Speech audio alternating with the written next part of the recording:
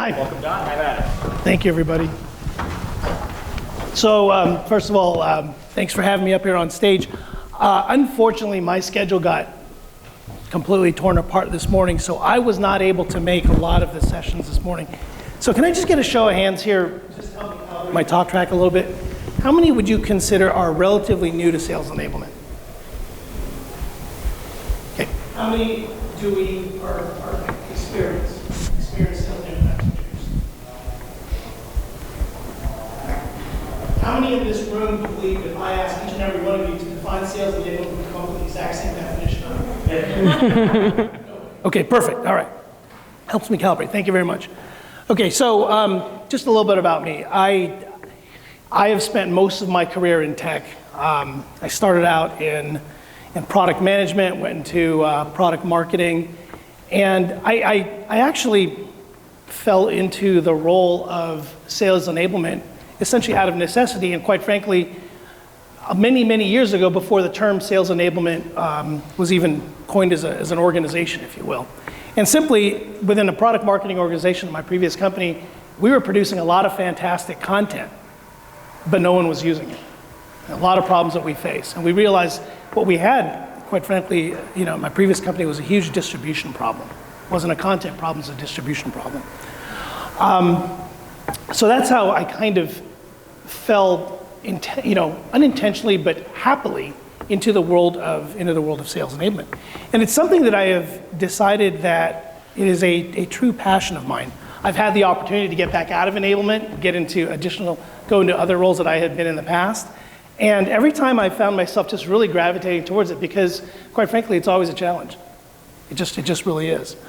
And if you think about where we are today and all the things that are going on in the world, there are so many things that we don't control and we are simply just influenced by as companies. And I don't think there is a single industry, sector, company that is not impacted today, given where we are in our economic climates and our political climates. Every company, every leadership team within those companies ought to be examining their strategies, their priorities, so that they are positioning themselves as competitively as possible in these markets. And what that means is that there's this continuous pace of change, right? We've all heard about the supply chain disruptions. It's really interesting. I just moved I sold a house in California. Why? Great time to sell. It's an awesome time to sell. Take advantage of that, right? Horrible time to buy. So what did I do? I rented a condo for a while. And in my new condo, because I downsized, I found myself needing a bunch of furniture. 9 months to get a sofa. Okay. Well, I realized that because, hell, I wanted something that was maybe a little bit more custom. All right, I want something in inventory. 3 months. Why? Because it's in the East Coast. I could get in a U-Haul truck, drive myself to the East Coast, pick that up and come back. Or because of supply chain issues, logistics issues, it's going to take 3 months to get it. Things are improving. We know that. The massive line and queue of container ships off of the coast of California and Long Beach and San Pedro, that's gone down. I hear it's down to 20 now. It was in the hundreds at one point. It's ridiculous, right? We know that's happening. Companies are deciding to pull their business completely out of Russia. They don't want to sell to Russia. They don't want to do business with Russian companies. And think about the changes that means. What if you had an entire sales team, because we're sales enablement people, that were dedicated to selling and positioning products and solutions into the Russian market? What do you do with those teams now? Right, so a lot of changes. So if corporate strategies and plans are changing, inevitably, sales teams are going to have to respond and change their strategies and plans as well. Okay. And when that happens, inevitably, things always go downhill. I won't use the S word, but that rolls downhill. And your sellers have to change too. A lot of times that means they have to adapt to new skills, new ways of doing their business, perhaps learn different products and so forth. Sales ops has all the data in the world, right? They're our partners in crime. And they can tell you which of these sellers are able to do this and which of the sellers aren't. And it's one of the scary things if you're a sales rep. You either have to adapt or potentially you're going to be just displaced at some point in time. I mean, that's the life, for those of you that have been in quota-carrying roles, that is the life of a seller. And if you're a public company, that is quarter over quarter, right? We don't cut sales teams an awful lot of slack when it comes to that. Okay, so, are you scared? Probably a lot of people are. I know your sales reps are. But even as enablement people, we might say, oh my gosh, that's horrible. I think a comment was made earlier that no one really likes change, right? But I'll tell you what, I love change. And the reason I love change is the reason we have jobs. We are the organization that is empowered to drive change into global sales teams. We are the change agents for companies when it comes to the sales force. Think about it, if there was never change, and you had kick-ass reps who could do everything, and every single rep in your company was 125%, why do you need enablement at all? You really don't. If things are really firing on all cylinders. But when corporate strategies change, sales strategies and plans change, maybe a company's restructuring, these are the things that drive a greater necessity for an enablement organization. And now what I'm going to tell you is a true story, and the timing of this couldn't have been better. So I had to submit my slides, I think, to Jack, like sometime over the weekend or something. Get all your slides in. I'm like, okay, great. So here, I sent him my slides. On Tuesday, I get a meeting invite. It's from our CEO and from our CFO. Don, I got to meet. I want to talk about sales enablement. Now, when you meet with a CEO, it's fine, because they love strategy. I can talk. I can handle that. But when you pull in a CFO, you kind of start to sweat and you go, oh shit, what's going to happen? It's always now going to be about money. And I'm thinking here, okay, I know what's on the horizon for us in terms of the pace of change that we need to do. If this becomes a cost-cutting measurement, because at the end of the day, we are cost. We are considered part of cost of sales, right? I was thinking, okay, this is going to be really bad. And surprisingly, thank God, because it aligns with the rest of my talk track. It really became an investment discussion. It was more about, okay, Don, knowing the amount of change that we have going forward, are we investing the right amount in sales enablement? Do we need to invest more? And more importantly, have you aligned your enablement strategy and plans with the go-forward strategy and plans, not only of the company, but we just hired a new SVP of sales operations. And he, Jason Chapman, he's coming in with all his great ideas, right? Have you met with Jason yet? Jason's first day was Monday, which is why I was getting the call on a Wednesday. And I said, well, Kevin, no, I'm going to give the guy, how about give him 5 days at least before I start bothering him, But that was the exact point that was made. And I was glad, because it really underscored this presentation where, where we are strategic, we are change agents. And the more change that's happening in a company that's impacting a sales organization, the more relevant and the more strategic we become, and the more companies will look to invest in a sales enablement organization going forward. Okay, so no one wants to just survive in this game. We actually want to thrive and take advantage of it. So 4 topics I want to talk about: just the importance of setting enablement priorities, having a diversity of experiences in your sales teams and organizations, how to really embed agility, which I think is critical and necessary. And then I'll spend a little bit of time on the 4th one, which is org design and reporting structure. And that 4th one is a beast. Okay, that is a 2-hour, half-day workshop discussion in and of itself. So I'm just going to scratch the surface on that one a little bit. Okay, so we all know, and this is kind of a little bit of motherhood and apple pie, that in order for you to determine your sales enablement priorities, whatever you pick, it has to support your corporate strategy, and it has to be aligned with whatever your sales or sales leadership's needs are, okay? And it is about priority. If you're in a situation where you're joining a company and you're being asked to, completely reimagine the sales enablement organization, or if you are in a position where you are part of an existing enablement strategy, enablement organization, in your head, you're revisiting your enablement strategy and plans let's say every 6 months, you have to make sure you've got those 2 alignments. If you can nail those first 2, getting the next 2 is easier. You can get endorsement from your leadership, and then I'm not going to lie to you, you can get the funding. Okay, it's literally that sequence. Do you support the corporate strategy? Do your sales leaders believe and align with what you're doing? Can you sell the entire leadership of the company on it? And please, Mr. CFO, Ms. CFO, can I have some money? All right, but it's about prioritization. And you can't do everything at once. That'll kill you.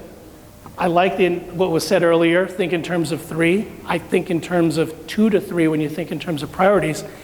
And you have to pick a place to start.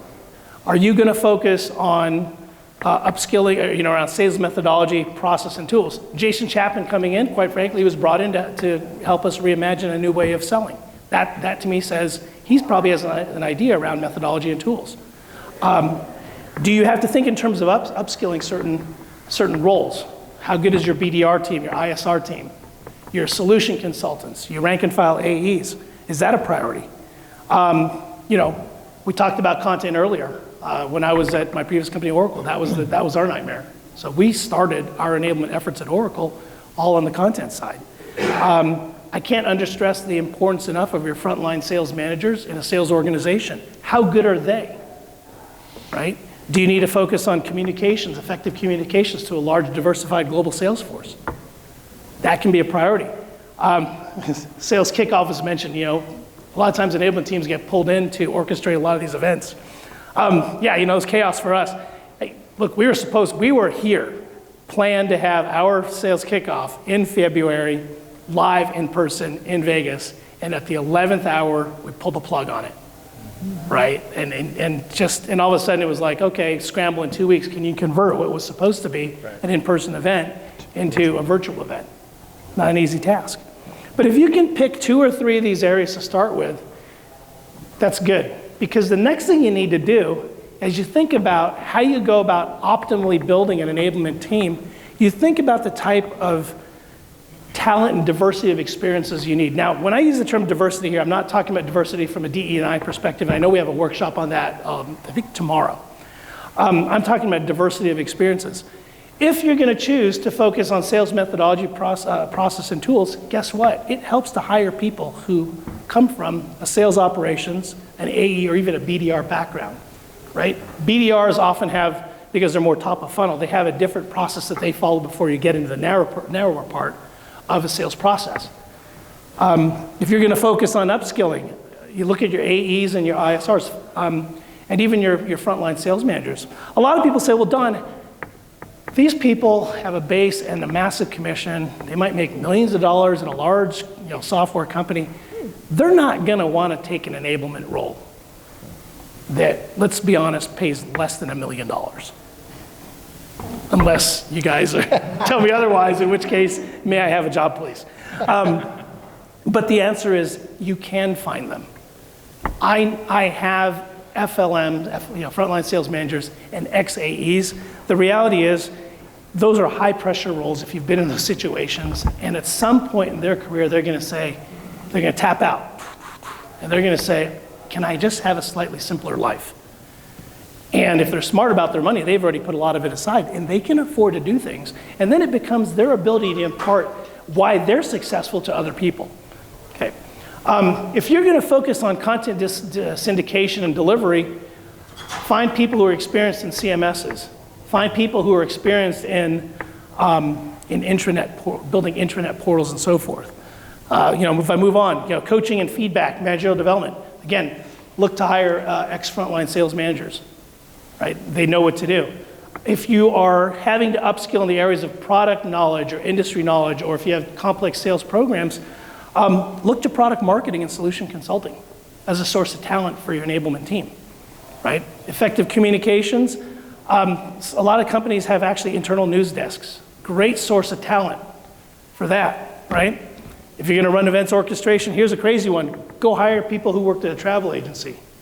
Hire project managers. Every enablement team, by the way, will benefit from having bona fide project management talent on their teams, right? Notice I never said anything like, go hire experienced sales enablement people. It's interesting, right? I've built almost my entire team looking at a lot of roles of people who this is their first entry into sales enablement. And there's a role for experienced sales enablement people. I'll talk about that in a minute.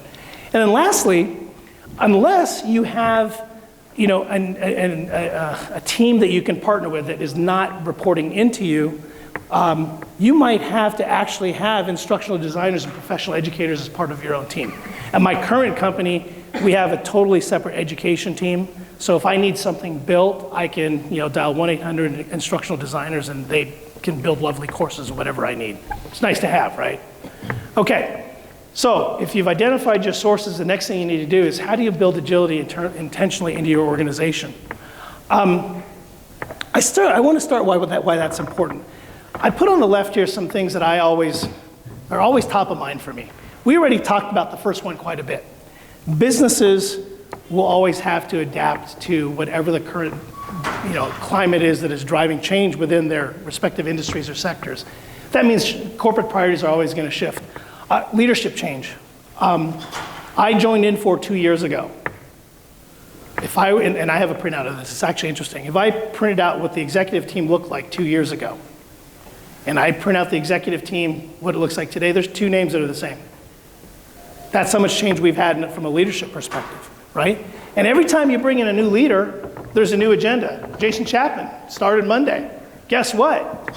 Welcome to Infor, and he's got all his charts saying that he wants to do this and that in terms of our sales process and methodologies. Great. My job is to make him look good when it comes time to roll those changes out. He's going to be a great partner to work with, right? Attrition. This is a tough one because so much of what we do is dependent on our ability to collaborate with a lot of other organizations. And you build really good working relationships with people, and the next thing you know, they're not there. So you have to always be in this mode of, okay, I know I loved working with you, but I'm also capable of working with other people as well. And lastly, if, again, economic downturn, right? Sometimes, unfortunately, out of necessity, we might have to cut back resources within our teams. But that also means that we don't get a pass. It's not like you get okay, you cut back, you don't have to do any more work. No, actually you're going to be asked to do more work, right? But you have to do it with less people. So you need to have a lot of agility built into your team intentionally. Here's kind of like my secret sauce. Everything I showed earlier, is our stuff that are things you'd put on a job description. Oh, I'm looking for someone who's experienced in doing this and that. Those are the items that I showed on the previous slide. This is the stuff you actually tease out of an interview, right? And I'm not going to go through this whole list, but there are a couple of things that I want to focus on. Number one, when you screen interview people, ask them about where they have not succeeded. Ask them how they have failed either personally or professionally, and how they have bounced back, how they've actually persevered beyond that. Okay? Find natural change agents in a company. Find people, when you ask questions, ask them about where they actually drove change, and be wary of the. A lot of people will use the we term. Well, we did this. We didn't. No, I want to know, what did you do? Specifically, what did you do as an individual to drive change? Don't tell me what your team of 50 did. Tell me, what did you do? Okay, I can't stress that one enough. The last point I want to make, just again, it's not that just because if I don't talk about it in the interest of time doesn't mean that it's not important. Alignment with the virtues and values of your company. That's a super important one. As a leader, never think you are hiring a person just for your team. Think in terms of hiring a person for your company. Because at some point, a person is going to exhaust their ability to contribute and learn in a given role, and they're going to want to do something else. And I tell you, I would rather lose a quality person, a quality employee to another team in my company than to another company, and let alone a competitor. So that's why it's important to screen for the virtues and values, because if they are aligned, if their own personal virtues and values are aligned with the virtues and values of the organization, the company overall, they can establish, this doesn't exist that much anymore, but they can actually establish a good portion of their career within that one company. Okay. It's important to think in terms of people who have the willingness and capacity to learn. And I intentionally split those out differently. I might have I might really want to be, a ballet dancer. I could take all the lessons in the world that I want. I just don't really have the physical capacity to do that right now. So again, willingness and also the capacity. No, not yet, no. Oh, I'll keep going. Let me just keep going. I got a couple more. Okay. So if you find the right people, the next thing you need to think about is, what do you do for them? And how do you come about and build a team and structure it so that people will want to keep working for you and with you? And I'm going to use my son here as an analogy. My son, Mateo Lopez, has been playing soccer since grade school. He started playing competitively probably from about 5th grade onwards. By the time he was a freshman in high school, he was designated as a midfielder. That was his designated role and position. But in reality, here's what happened. He played just about every position. If his team was not scoring enough, they put him up top as a striker. If too many people were getting through into the goal box, they put him as a defensive player. They put him on the left side. They put him on the right side. He took left side corner kicks. He took right side corner kicks. He played every role except for keeper. Now, several things resulted in that. Number one, he was by far the fittest person on the team. He might not have been the fastest. He was the fittest. He spent the least amount of time on the bench. Okay. Number two, it made him a better midfielder. By understanding all the other positions, it made him a significantly better midfielder. Okay? And those are super important. Number three, he didn't burn out. He didn't burn out. He never said, oh gosh, I'm so sick of soccer. I don't want to do this. The competitive aspect, right? So, and then by the time he graduated, because it was during COVID, we allowed him to not get a haircut. That was his reward. So this is COVID hair. Sweet little boy to just the biggest set of hair you ever can imagine. That's probably what slowed him down more than anything, was just the amount of wind resistance when you're running at full sprint having hair like that, right? So anyway, that's the story. So what I mean by that is, yes, you're going to pull all these people in from different backgrounds. That's the diversity of experience coming in. But have them rotate. Have them take different roles and responsibilities on your team. Okay.